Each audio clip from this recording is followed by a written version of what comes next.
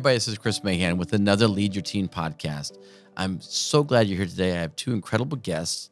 They are here with swimforcj.org, and we are talking about something that is going to affect everybody.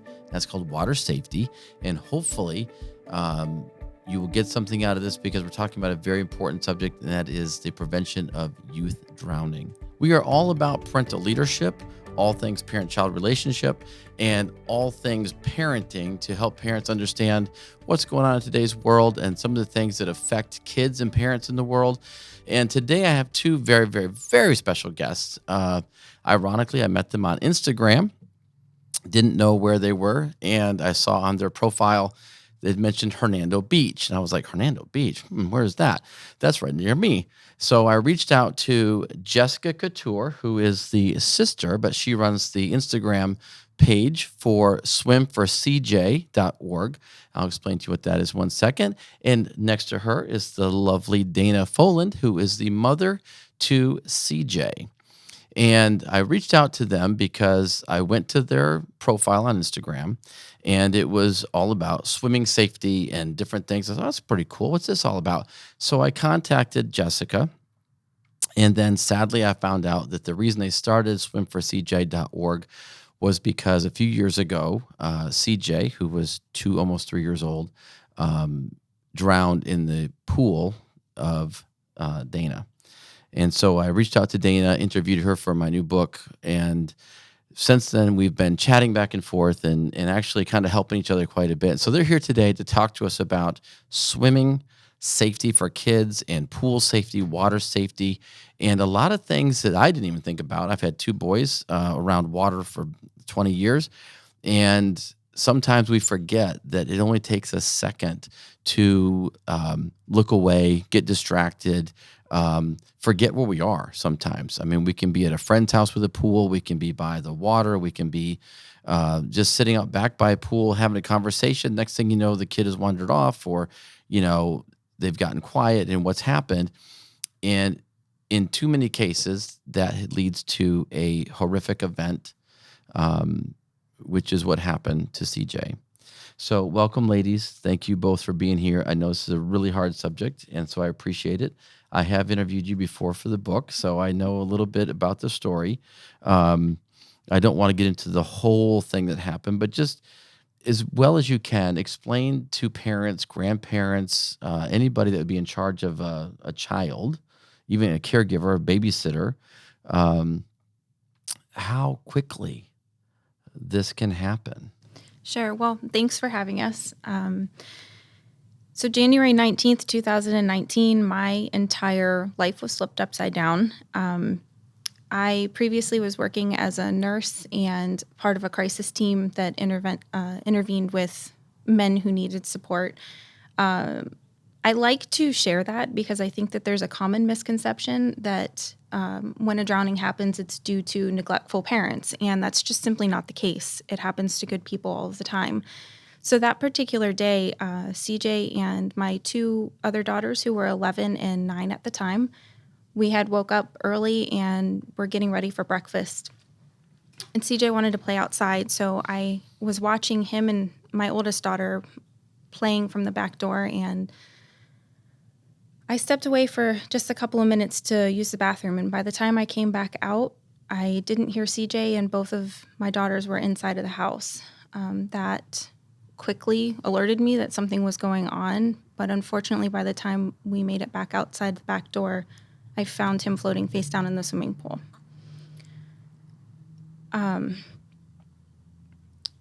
There is absolutely nothing that can prepare you for you to find your child in that kind of a situation. And even being a nurse and very quickly jumping to the conclusion that I needed to get him out and I needed to start CPR. Unfortunately, after he was tended to by EMS and also bay-flighted to a Tampa hospital, we weren't able to save him. Okay, well, thank you for sharing that. I know as a dad, I can't even imagine when something happens to my own kids, and to hear that and to see this right now with you, it's hard. So I appreciate you sharing this. And Jessica, how do you support her as a sister? I mean, as a family, this had to be crushing. It definitely was. And I think that's a big part of why I am involved with Swim for CJ. It's been healing to me to have somewhere to put my attention and my Googling skills, because you absolutely can quickly find out that Google is not your friend when you're researching things after the fact, when something like this happens. And you realize there's just so much you don't know. There's a lot of misinformation out there. So I know that was one of the big reasons why we decided that we would start a nonprofit, and just to bring awareness of, things you think you're doing that you think you're being safe, really you're not. And that was some of our downfalls as well. So, Well, again, as a parent, we've all been around water with our kids, and being here in Florida, it's almost every other house has a hot tub or a pool. There's lakes, there's the rec center, there's water everywhere, and the ocean, of course. I mean, there's water everywhere.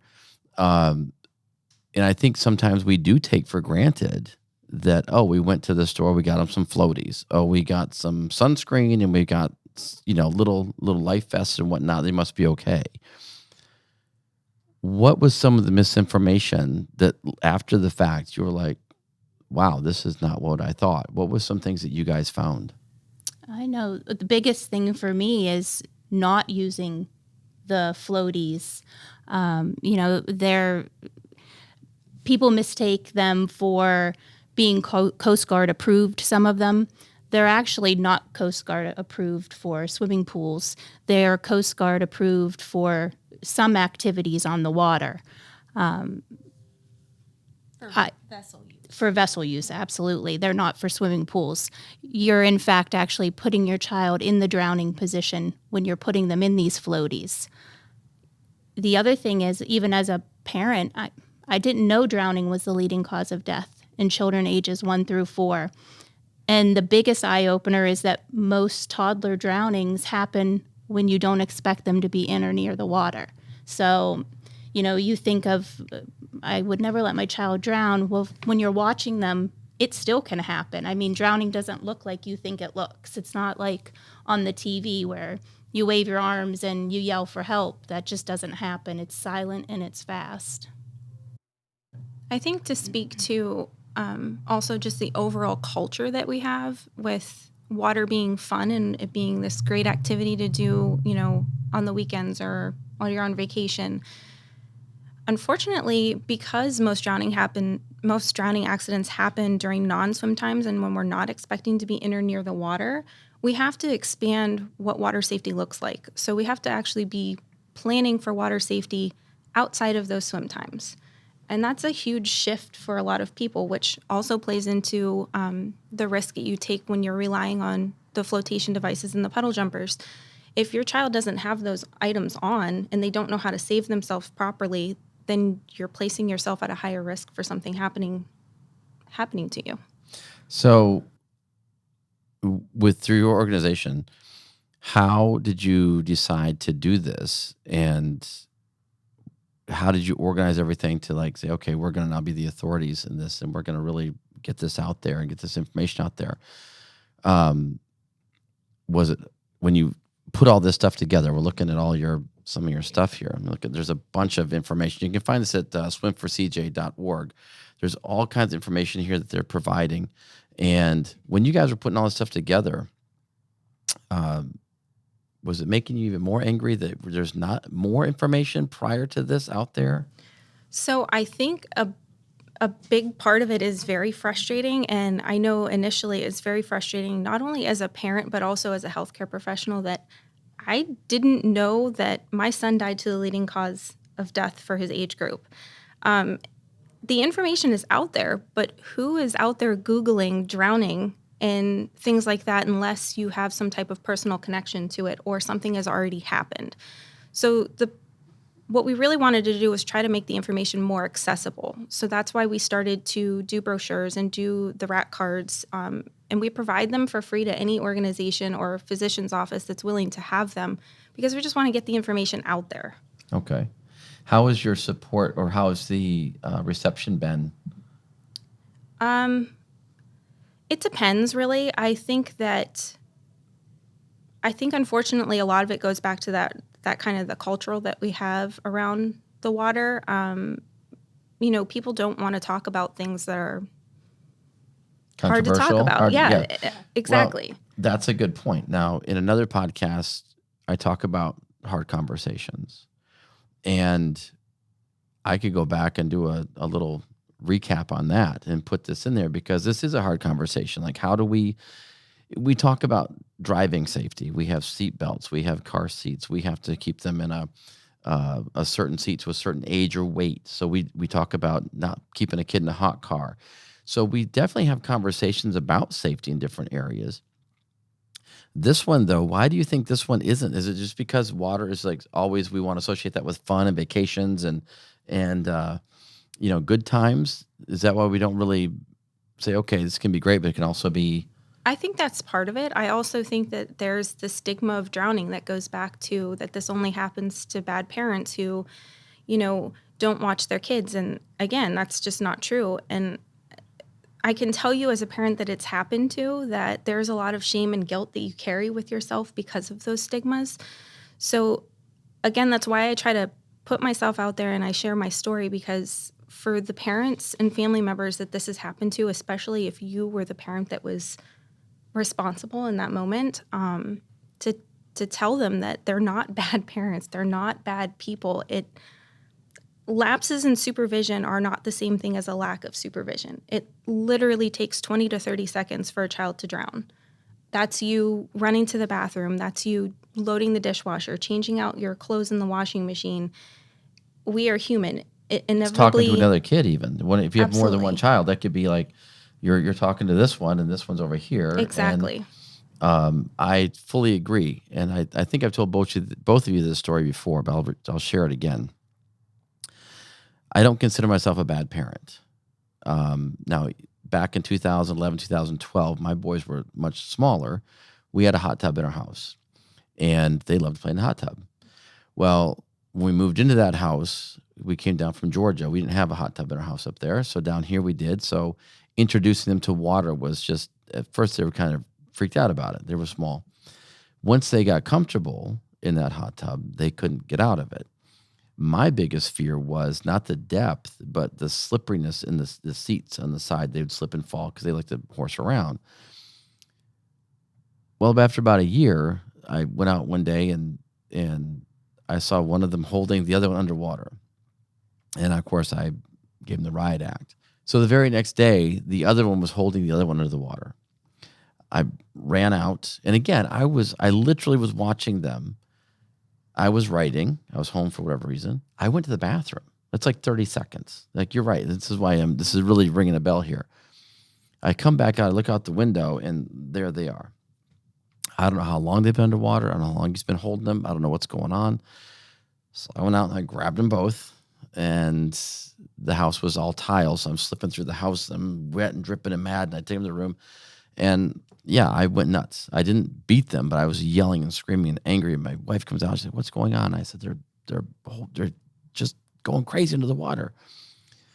She got a little upset, and so once we calmed down, I went to Google and I started pulling up drowning pictures, and death pictures, and funeral pictures, and the boys were little. And when I told people this, they're like, "Oh my gosh, you're going to traumatize your kids. You're going to just make them feel fine. Let me traumatize them. Maybe they won't do it again." Right?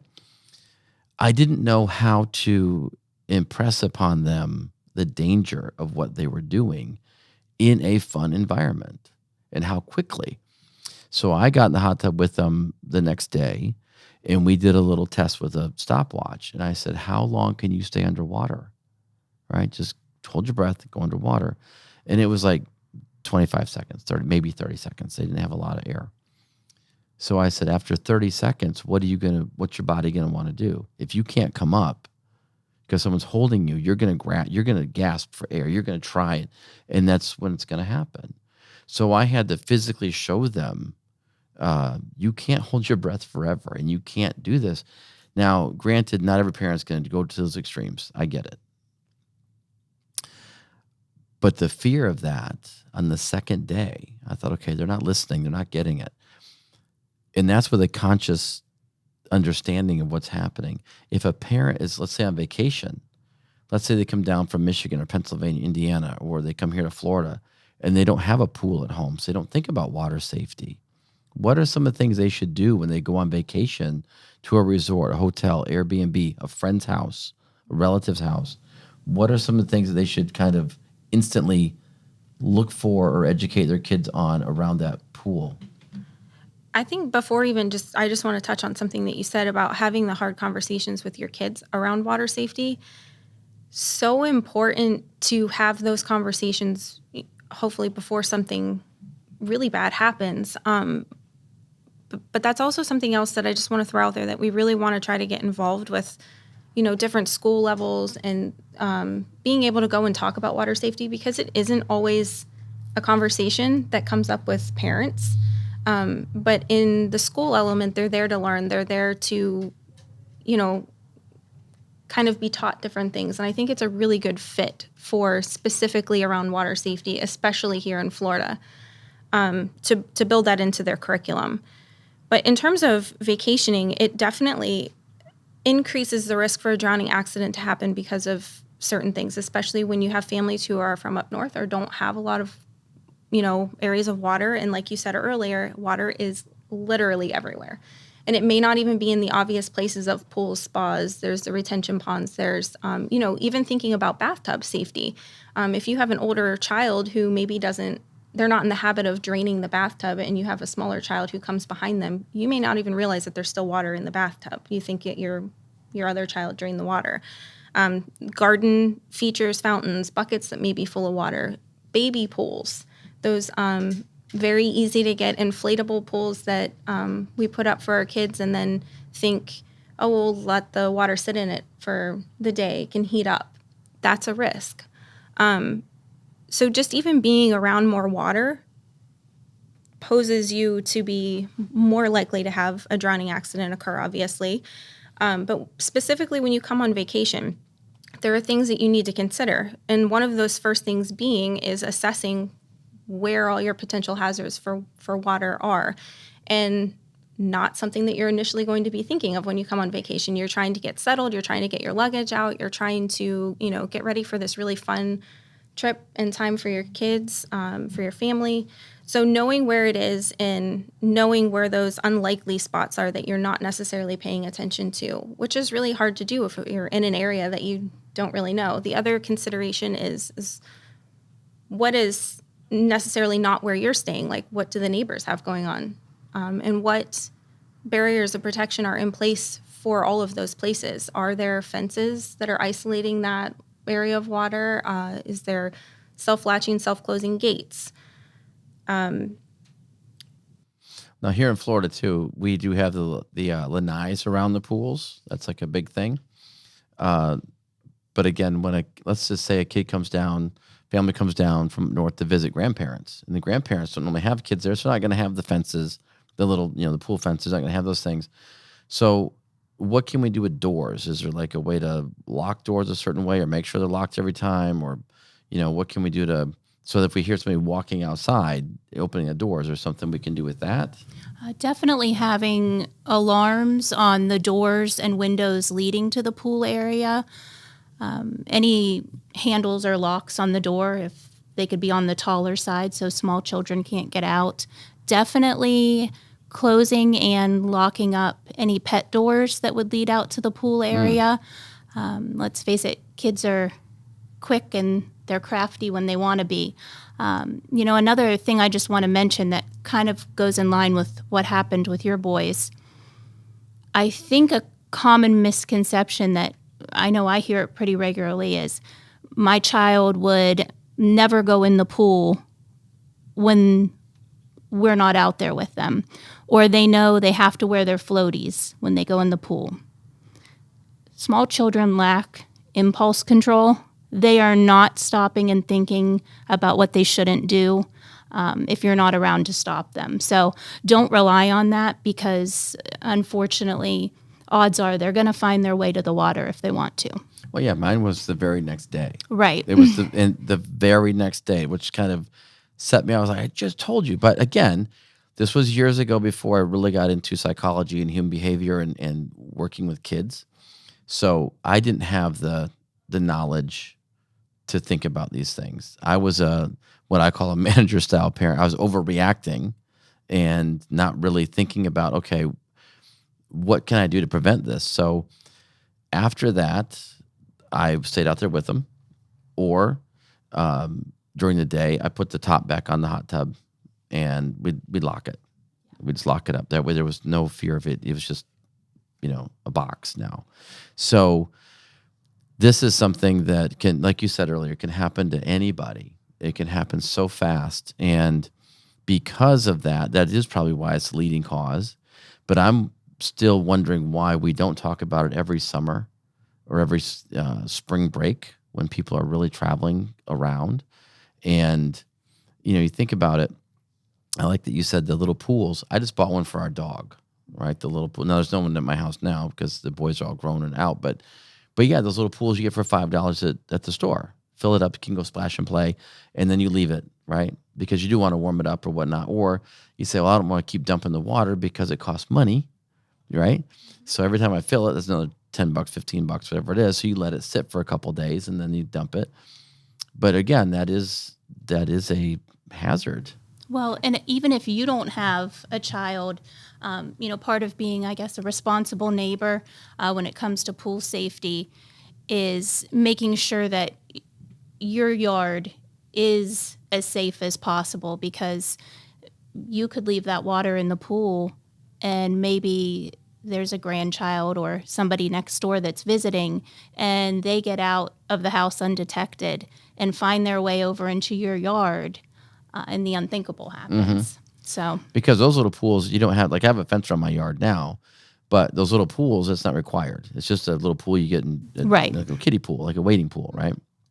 So there's no real mandated safety around the yard. It's just a pool out there. These are things that I think everybody, we should have these classes or information when someone has a baby, right? So it's kind of like the take-home care package, okay?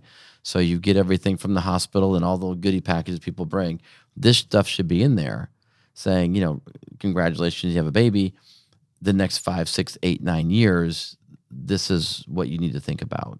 So, and I think it's totally doable. I think if we go back, in years past when there was this really big emphasis on educating on safe sleep, and we saw all of this educational material come from pediatricians' offices and hospitals in those take-home bags.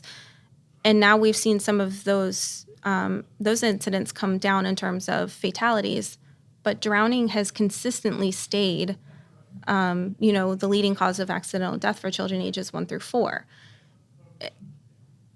It's frustrating, honestly, to know that we as I'm going to say country, society. I always like to say it's a society. It's our country, yeah. We have more capabilities to educate on this than what we are doing. There is no reason why this information is not more talked about or readily accessible to people that really need it. Why do you think that is, that we don't talk about this? And have you talked to any local legislators to mandate some things at the state level? I personally have not, but there are other organizations that focus on that impact in terms of legislation. Cason's Cause, who is another local family that is actually right in, I want to say, I don't know, maybe Pasco? Maybe a little bit more south. But she's been working with a lot of legislators because, unfortunately, she's experienced a drowning of her child as well. I believe that our country is the only country that doesn't have some kind of national drowning prevention plan, which has recently been brought to attention, and now there are teams that are being formed between different organizations that are very large in our country that they're working on a plan now, but it's going to take several years for that to actually be implemented. And so I think that's why it's really important why Swim for CJ and all of our other kind of smaller nonprofits do as much educating as possible because not one single entity is able to do it on their own. Absolutely. Now, we had talked the other day, and I'd asked you if you guys were thinking about opening up maybe local branches further down south or maybe on the other side of the state to operate under you so you could reach a bigger area without having to work everything out of the county that you live in now. Is that something you guys could think about? Like maybe opening up, finding groups that would pass things out in local areas on your behalf? Yeah, absolutely. I mean, I think for sure that, we would like to grow as an organization and reach more people in Florida to start with. Right now our focus is mainly in Hernando County, but we would definitely like to branch out from there. So, What about corporate sponsorship? Have you guys spoken to any large companies or local companies to help sponsor you and, um, connect so they can help fund some of this stuff or help fund some of your events? Like, where are you with that as far as raising money to get the awareness out there? we actually do have an event coming up in March of next year that we're currently trying to find sponsors for. So it's a matter of getting out there. And typically, we like to have all sponsors pretty well nailed down 3 months at least before the event. So we've got a little bit of time. Definitely, if there's local organizations out there that are willing to sponsor and support water safety and drowning prevention initiatives, we would love to connect with you. Okay, so on a local level, it's fine. But this is a podcast, so we can go out all over the internet. What about other states? What about other organizations? Would you like to reach out to other states and welcome them involved and maybe connect with them, partner with them? Are you up for partnering with other organizations? Absolutely. Yeah, for sure we are. I think one of the challenges that we face are the willingness for other organizations to kind of put their faith in us, this very small kind of local nonprofit. And we do focus a lot of our efforts right now with, we've only been an organization since July of 2019. So this is a very new thing that we have going on. So kind of finding those organizations that are willing to put their faith into us and helping us raise money specifically for our county, I think, is sometimes a challenge.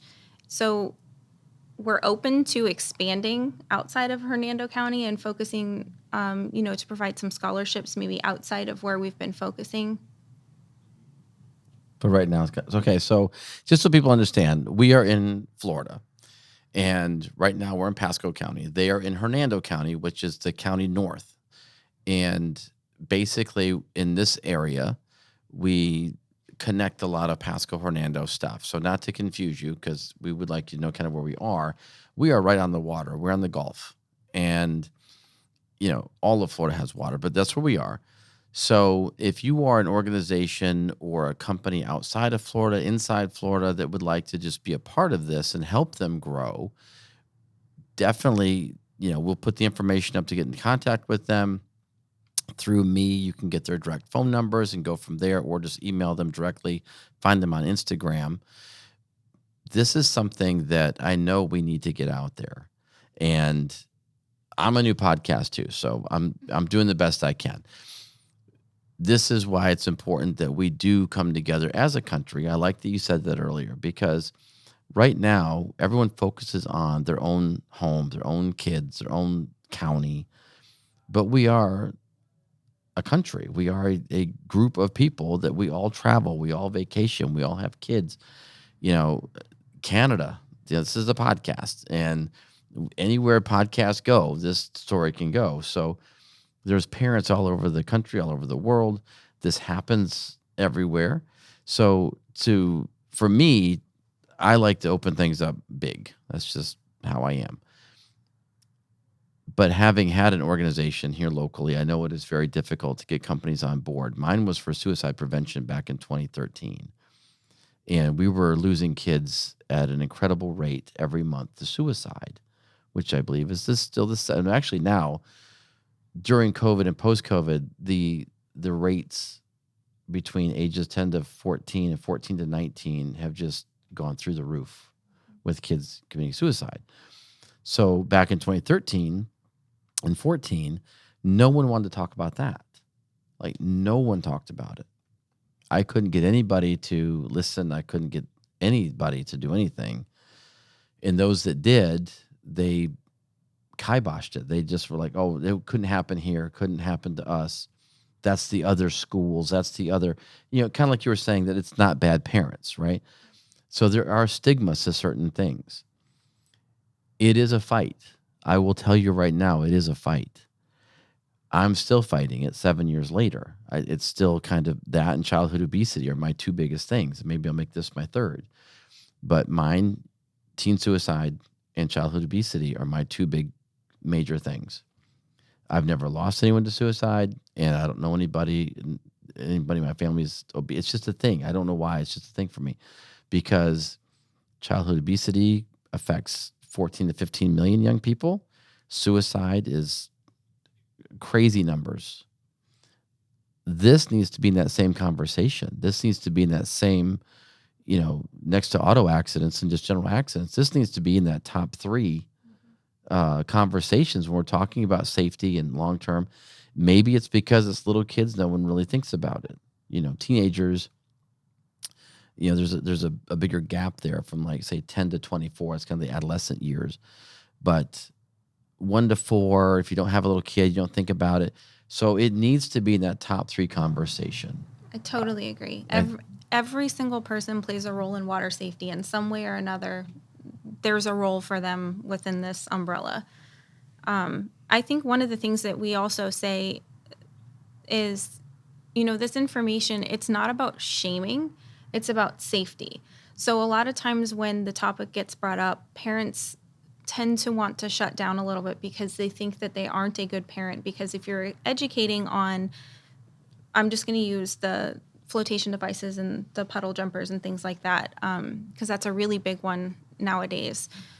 Parents believe that they're practicing water safety by using those devices. I am completely 100% guilty of thinking that I was practicing water safety by using them with CJ. I religiously put them on him every single time he got into the water. But as soon as you kind of start to educate on that, my experience is that you have parents who feel as though you're shaming them. You're telling them that they're not a good parent for using those things. And that's not the point of any of this. The point is just to provide the information so that you don't end up having an accident and then after the fact you realize that you could have done better. You don't know what you don't know. Certainly if I would have known that, the better way to go would have been to be making sure that CJ had those life-saving skills to know to turn over and to float so he could breathe, he could get air, he could still be here today. See, that's something that, again, stigma is a deep cutting wound. It's something that I've, again, experienced the same thing with people that had lost a child to suicide. There was always something that they didn't know or they thought they knew or they trusted. In that case, it was usually a healthcare professional or something or the schools or whatnot, or they just didn't want to acknowledge it. That was kind of the thing. So when we talk about youth safety, teen safety, child safety, this has to be in that conversation. And honestly, I didn't even think about my story until I talked with you that day on Instagram, and I started thinking about it. I was like, wow, because once they're a certain age, you forget about this stuff. So now I'm at the age where younger people that were in our life are now married and have kids, and so they come around with little ones. And I don't have a pool or hot tub in my house now. I think I'm the only one in the block in Florida that doesn't have one. But if I did, I would have little kids coming over now. And it's something that if we don't think about this, I mean, can you imagine if you have like a grandchild come home and visit you and you haven't seen him for a while and you got a pool here in Florida or California, anywhere there's water, it doesn't matter. and something like this happens, as a grandparent, as an aunt or an uncle, a friend, can you imagine how you would feel thinking that, oh, I had, some friends down or family down. They went out one night to go enjoy themselves. I was babysitting, right? And I didn't think about it. And all of a sudden, I got a call and tell them that, oh my God, your son or daughter is gone, right? I tell people that to make the change that we have to make, you have to have a catastrophic event. I've been saying it for years because until you feel that feeling of complete helplessness, and I've had so many conversations, post-suicide conversations with parents, and it's the worst conversation you ever want to have, probably like this one. These are not fun conversations. This is like the fact that these ladies are here today doing this and being this calm is pretty impressive. I'm just going to tell you right now. There's nothing worse than talking about your child in past tense. There's nothing worse. And I've had those conversations, and it's preventable. That's why we're here. That's why they're putting all their energy into it, so that it doesn't happen again, and so that you can sit down tonight and talk to your wife, your husband, whomever it is, your kids, and say, "Listen, we're going to do this." I wouldn't maybe suggest what I did with pulling out the death pictures on Google after the fact, but it worked. It was hard to have that conversation with my little boys at the time. They're now 20 and 17. But then maybe because I did have that conversation and show them that, maybe that's why they are 20 and 17. We don't know. The point is, we have to come together as a nation. We have to come together as parents, grandparents, aunts, uncles, neighbors. I like that point that you brought that out, thinking about other people. Today, not to get political, but we do have a lot of division in this country, and people don't really think about other people that much. We only think about our own little bubble, right? But this is something that does affect everyone. And let me ask you this. Knowing what you know now, when you go places around the water or a hotel or whatnot, and you see kids running around, does it make you want to go, stop? Let me tell you what's going on and listen. And does it make you want to just get in a parent's face and say, listen, you need to stop this, or you need to teach them? Does it get you kind of that point where you just want to tell everybody, shout from the rooftop what they're doing wrong? It's a very hard place to be. I can tell you that. Knowing how to communicate that to even parents, I can't tell you how many things that I have avoided now because they're around the water, and I know that there's going to be a ton of kids that are playing around, trying to have a good time, while parents are distracted and not really watching what's going on in the water and not realizing, how quickly something can happen. I have also avoided places that I know that there's going to be a lot of kids that are bobbing around in their puddle jumpers. I personally just have a really hard time watching it. And I guess finding the appropriate way to provide the education is a challenge sometimes. I do want to speak to what you were saying earlier about, everybody kind of focusing on their own bubble. And just to put this out there as a perspective, that water safety, among other important things, is a very generational thing. This society that we live in and kind of our view around the water didn't just start, 10 years ago. This goes back a long time ago. I mean, the way to teach someone how to swim I can't tell you how many times I've heard it. Oh, I just got thrown in the pool. I figured it out.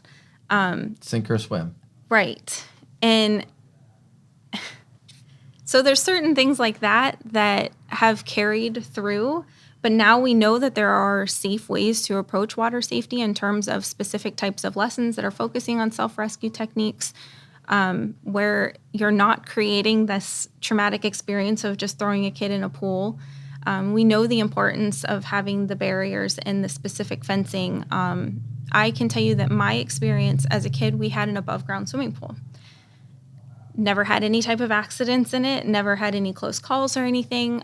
So when we bought our swimming pool that unfortunately CJ had an accident in 5 months after we purchased it, I thought that an above ground swimming pool was the safer option, with having, the safety ladder, and having it locked into place and everything. I thought that those things were enough.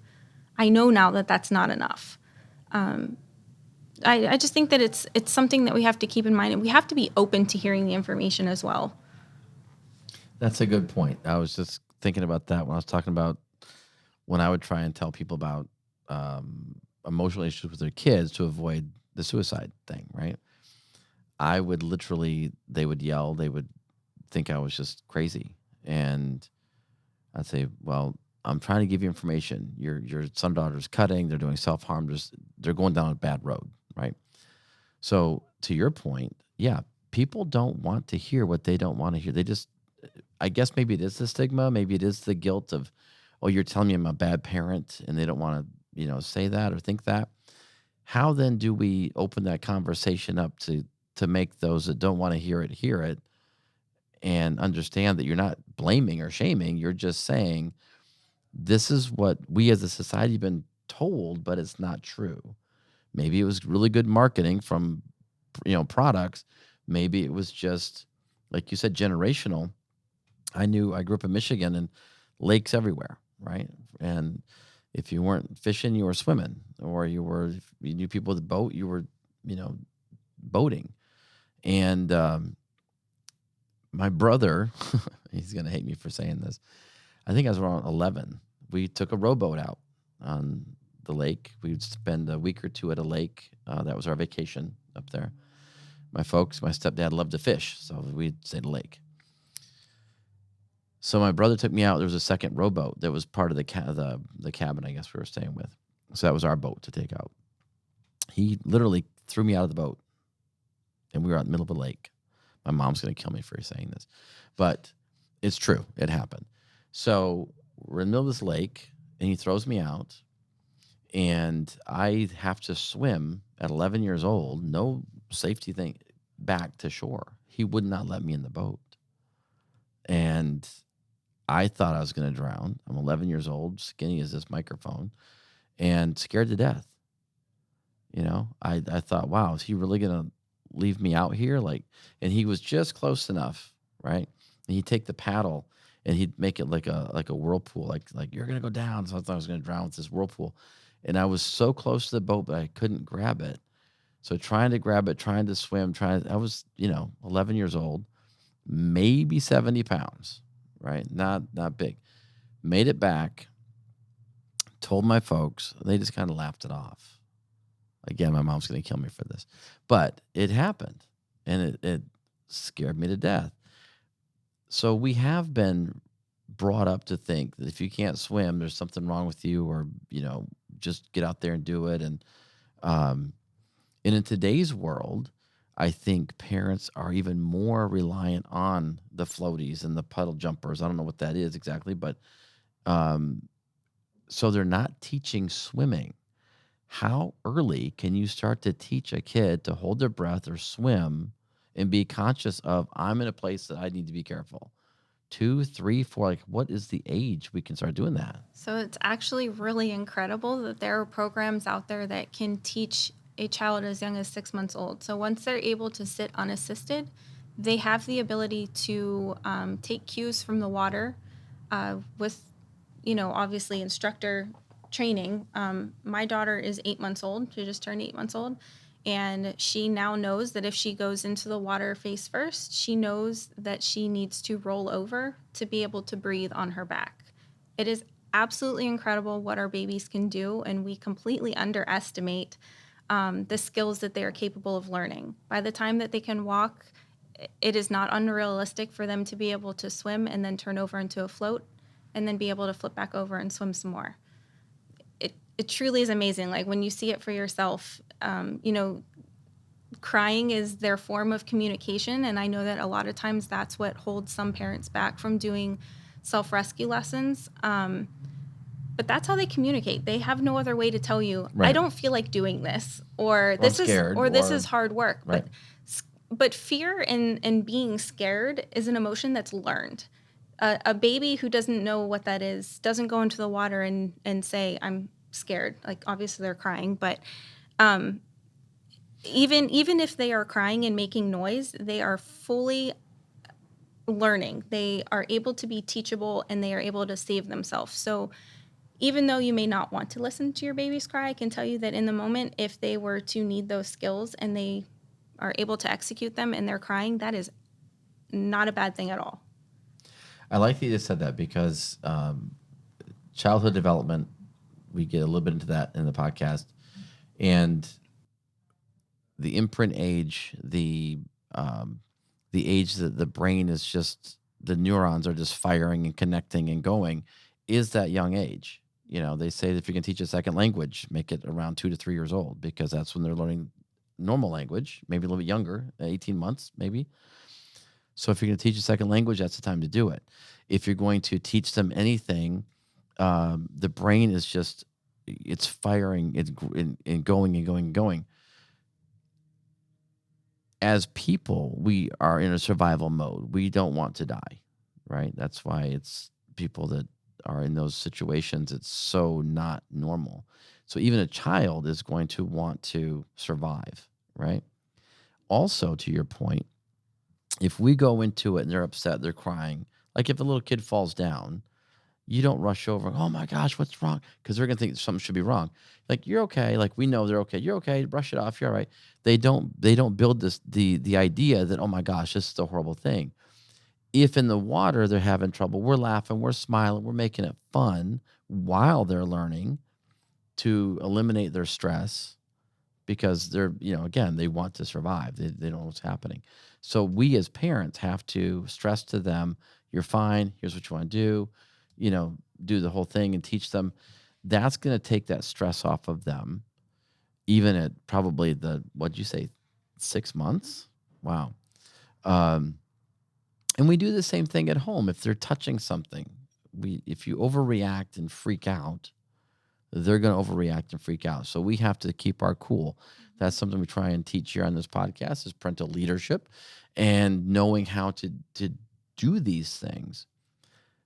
What do you guys do as an organization to teach? Do you teach the swimming lessons, or you just pay for them? What do you do through swimforcj.org? So Swim for CJ raises money to be able to provide scholarships for swim lessons. I personally wanted to take my role in kind of water safety to kind of add an additional layer. So I just went through the training to become an ISR instructor, infant swimming resource. And so now, hopefully starting in Marchish of 2022, I'll be able to actually offer lessons to families in Hernando County with those kinds of lessons. We do have a few other really great instructors that are in Hernando County, but they aren't specifically infant swimming resource certified. So how does one get that? Is there other classes already? Like, how did you? I've never heard of that before. So what is that? it's a process in terms of getting certified. So I had to do 6 weeks of in-water training and also academics and out-of-water training. And then you go through different assignments and things like that. You have to actually work with the children in the water and teach them those life-saving skills. There's a specific technique that they use to be able to teach children, especially younger kids. We avoid giving them verbal cues. Really, the program is designed to teach the skills to a child if they were to fall into the water unattended or there's not somebody there. So you're not providing them the verbal cues of like, this is what you're going to do. We have to find other ways to communicate. And so by being able to use the water and the environment as a stimulus and allow the child to actually learn by doing different kind of techniques like with behavior, they are able to learn that when they feel the water rising on their cheek, they know that they need to hold their breath. When they feel their face go into the water, that they know that they need to rotate their body to be able to obtain their float. There's a lot that goes into it. It's not just simply putting a kid in the water and say, kick, kick, kick. Like, Yeah, there's that so was how much we more did to it. it. Yeah. Or just 1, 2, 3, and then you're flying in the water. Yeah.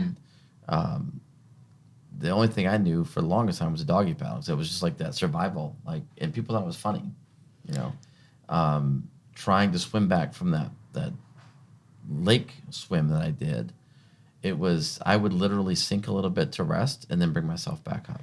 And so And then imagine your experience, though, if you would have known that all I need to do is actually turn over on my back and float to be able to rest and catch my it breath. would have been great. I could have Yeah. I could have done that all the way in Yeah. and just been no problem. But I was trying to, again, I was doggy paddling and I was trying to swim because I didn't really know how to swim.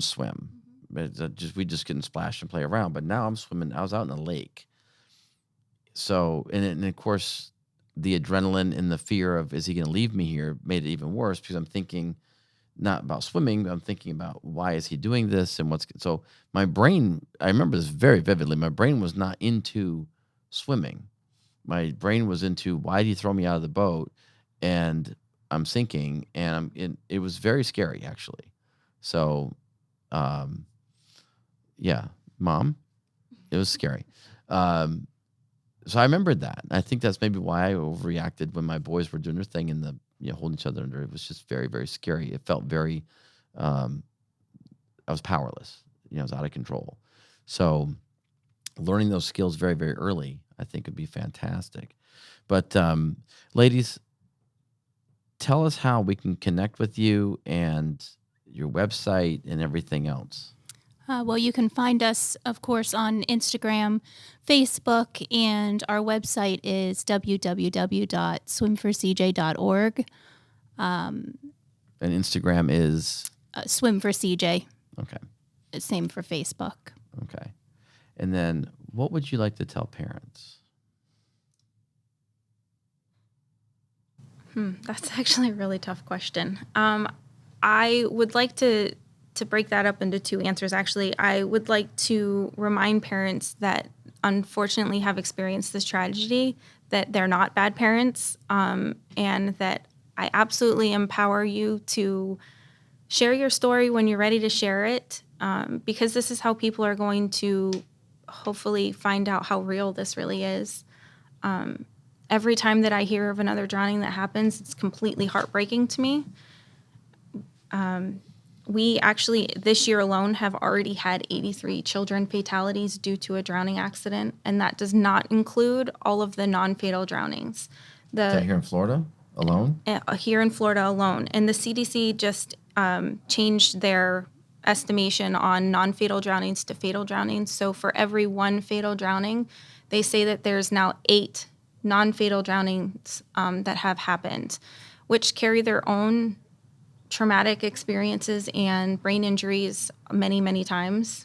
So that would be over 600 kids just in Florida alone that have had a drowning incident. So just so everyone knows, today is October 27th, right? So you're saying from January 1 to October 27th, we've had that many? Yes. Already, just here in Florida? 83. Last year we had 69. Wow. So clearly, this is something that we need to all be talking about. We need to be aware of this and other issues, but specifically this, because this is so easily preventable. So easily preventable. And again, whether you have a young person or not, you're going to have someone visit. You might have a grandchild. You might have a niece, a nephew, a neighbor, right? Anybody that has a child, if you could just say, hey, we live in Florida, right? Or we live in California, or we're in Michigan, or we're going on vacation, or, have you thought about these things? Share this information. It doesn't matter that you're not in Florida. You can go to the website, get information. I'm sure you guys will be happy to share it anywhere in the country, right? There are shirts you can buy to support this. There's information. There's brochures. There's all kinds of information here. And do you guys have any training videos on your website? Like how to properly put on a life vest or properly do things? Is there anything that people can kind of see? We don't have any videos on the website yet, but maybe that's Khalil, that's can a we good work on idea. that? yeah. Okay. I'm asking. There's actually a person behind the camera. It's Cleland. I'm going to ask him if we can work on that. So there you go. I just want to touch on something real quick if I can too, because I know that we're focusing our conversation on children and water safety. Adults drown every day as well, and nobody is drown proof.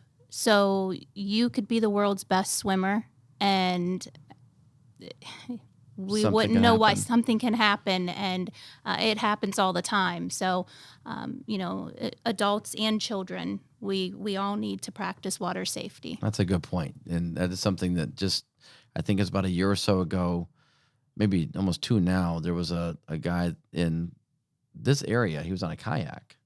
And for those of you who don't know what a kayak is, here in Florida, it's a fun thing to do on the water.